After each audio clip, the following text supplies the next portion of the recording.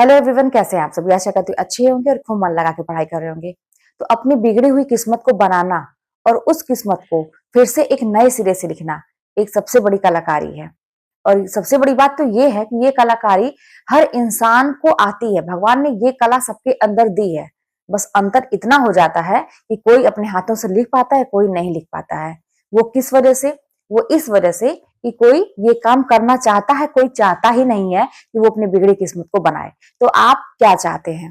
क्या आप अपनी बिगड़ी हुई किस्मत को बनाना चाहते हैं? क्या अपनी बिगड़ी हुई सिचुएशन जो अभी चल रही है उसको बदलना चाहते हैं?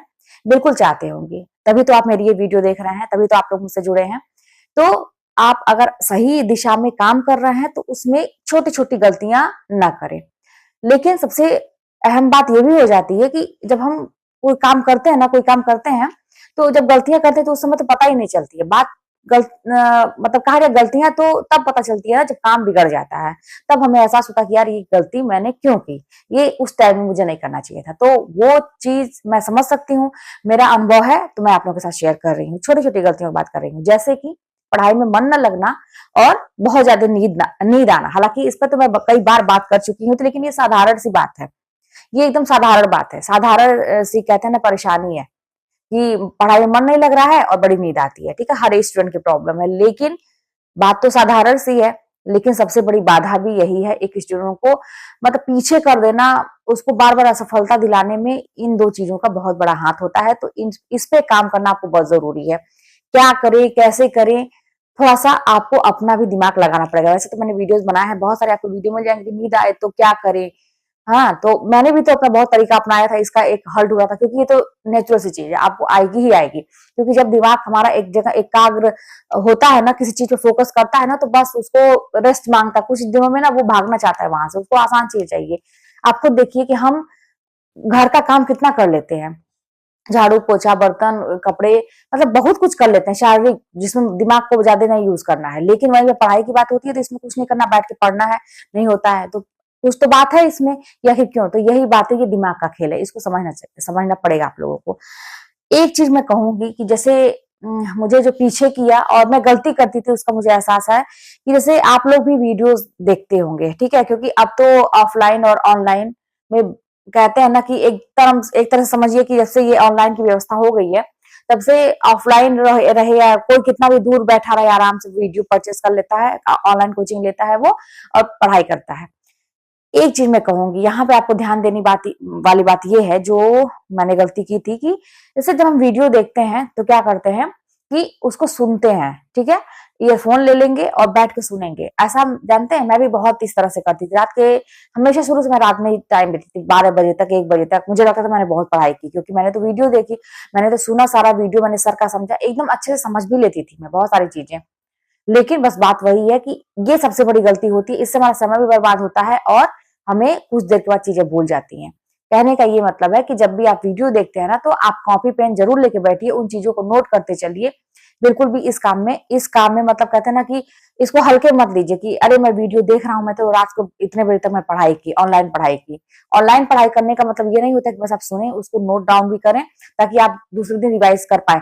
आपको एक चीज फोकस करना है कि आप जो भी चीज पढ़ रहे हैं, जो भी चीज कहीं से सुन रहे हैं, तो उसको आपको रिवीजन करना है, दोहराना है। कैसे करेंगे? तो आपके पास वो चीज होनी चाहिए, तो इससे कि आप अपने कॉपी पेन लेके बैठिए और उसको नोट डाउन करते चलिए। एक चीज तो ये हो गई।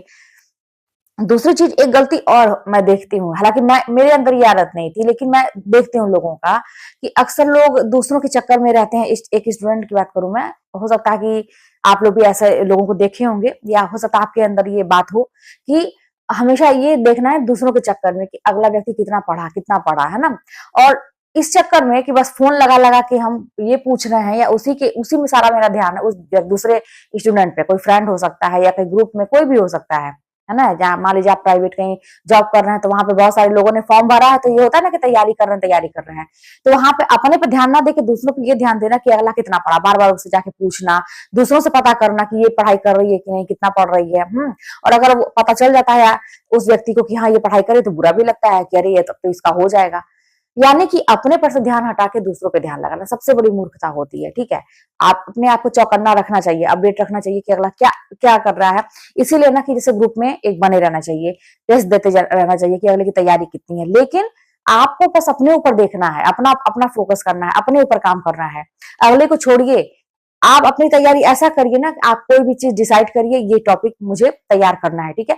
अब उसको इतने अच्छे से करिए, अगले को छोड़िए, बस इतना ध्यान में रखिए कि अगर मैं नहीं करूंगी तो अगला व्यक्ति कर लेगा, बस इतना तक मतलब रखिए। अब अगले को फोन करके या दूसरों से पता लगाना कि वो कर रहा है कि नहीं, ये सब जानते हैं, सब समय बर्बाद करने वाला काम है।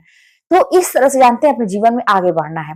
और जो मैंने कहा ना कि अपनी बिगड़ी हुई किस्मत को लिख सकते हैं, देखिए जीवन क्या है ना।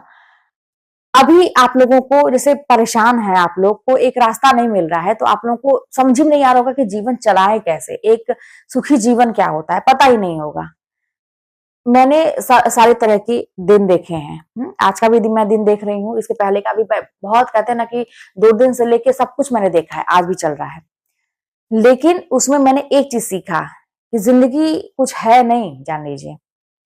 ये क्या है ना कि बस इतना होना चाहिए कि जब आप अपने घर में आते हो, आए है ना, जब आपने अपने घर में आए तो आपको सुकून देने वाली चीजें होनी चाहिए, ठीक है। मैं फिजिकली बात कर रही हूँ, सुकून देने वाली चीजें होनी चाहिए जो आपको सुख दे।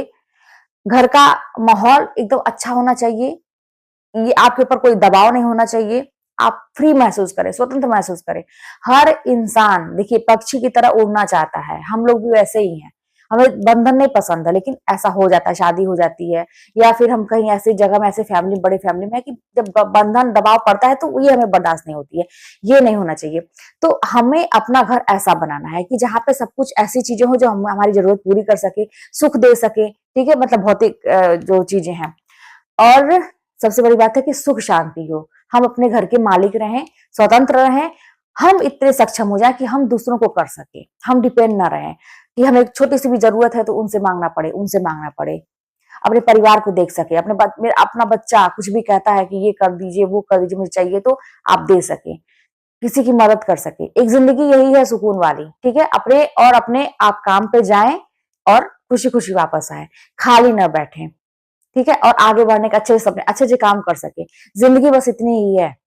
अब यही काम हम लोग सही समय पे नहीं करते हैं, बिता देते हैं। जब सही समय हम लोग का रहता है पढ़ने लिखने का, जैसे आप लोगों की मान लीजिए, मैं अपने उस पे चैनल का देख रही थी, एनालिटिक्स देख रही थी, तो उस पे मेरे से 25 साल से लेके कायदे से देखा जाए तो 55, 45, 50, 55 तक के ज्यादा लोग जुड़े हैं। मतलब ये वाली जो एज जैसे मेरी चल रही है, ये वाली एज, तो यही तो उम्र है कुछ करने की। मुझसे जुड़े हुए हैं लोग हैं। मुझे तो ये चीज समझ में आ गई है कि भाई खाली हाथ तो कभी नहीं बैठना, हाथ पैर तो चलाना पड़ेगा।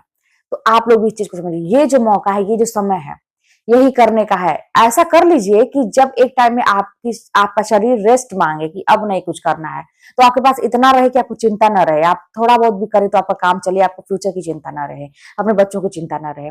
यही सारी चीजें देखते हुए पढ़ाई करें, यही सबसे बड़ा मोटिवेशन है, जान लीजिए। अपनी सिचुएशन को समझिए, जिंदगी को समझिए, क्या है, क्या चाहिए जिंदगी को, तब आप पढ़ाई कर पाएंगे। ऐसे अंधेरे में तीर चलाएंगे तो कहीं नहीं निशाने पे लगेगा। तो चलिए मिलते हैं नेक्स्ट वीडियो में। कोई बात होगी तो कमेंट के माध्यम बताइएगा।